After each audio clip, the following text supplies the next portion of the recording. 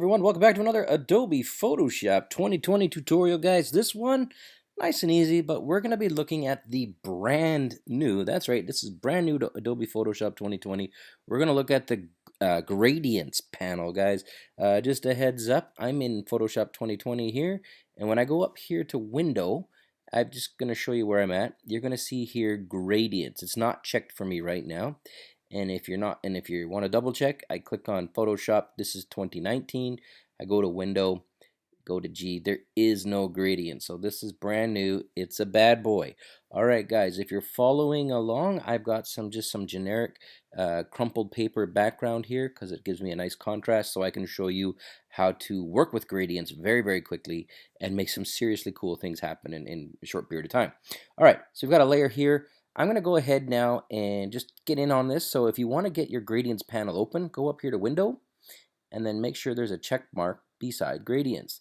For me, it pops all the way the hell out here, and this is too far out, so I'm going to go ahead and dock it right in here. Yeah, okay, that'll work for now. I'm just going to have to move this a little bit. Move it over. Okay, well, whatever. Close enough. Okay, guys, so there we go. We've got gradients. It's open. Now, the first step here, if you want to apply a gradient to the background layer, you can just click on any gradient here inside the gradient window.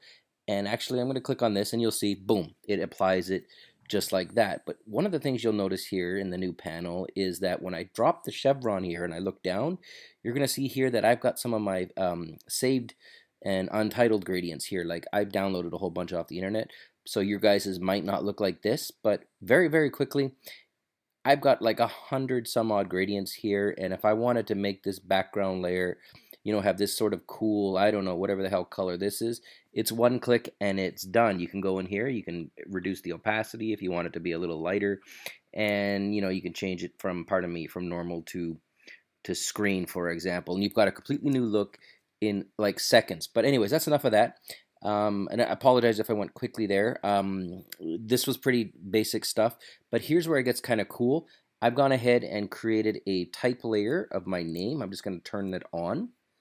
And then again, if you want to go to gradients, you can go up to your gradients panel. Where did it go? Did I close it? There it is at the bottom. And then I'm going to go ahead and select maybe one of the default gradients. Black and white one is the one you're probably most used to. Apply that, and bang, you will notice here that under text it applied it as an effect. And I'm showing you that because if I do it another way here, I'm going to create a new layer. I'm going to turn this one off, and here's a new layer, and I'm going to do some painting. So I've got my paintbrush here, and I'm going to select some weird color, like it doesn't really matter actually. I'm going to select pink, and I'm going to paint just like that. Okay, looks cool. But here's where gradients are cool. When you go to the gradients panel, make sure it's open, select any gradient, and then when you're on the layer, watch.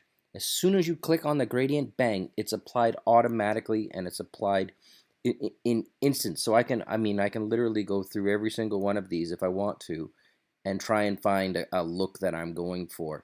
Now, I know I'm not telling you guys to go ahead and download like 100 gradients off the internet, but if you want to work quickly and fast, this is the way to do it, guys. The gradient panel is brand new. It's easy to access. You can apply this effect in split seconds. You can choose from hundreds of different looks. As you can see here, I'm just going through a huge list, and this will make your design life a lot smoother, a lot faster. Ton more tutorials coming up, guys. Stay tuned for more. I'll be back soon.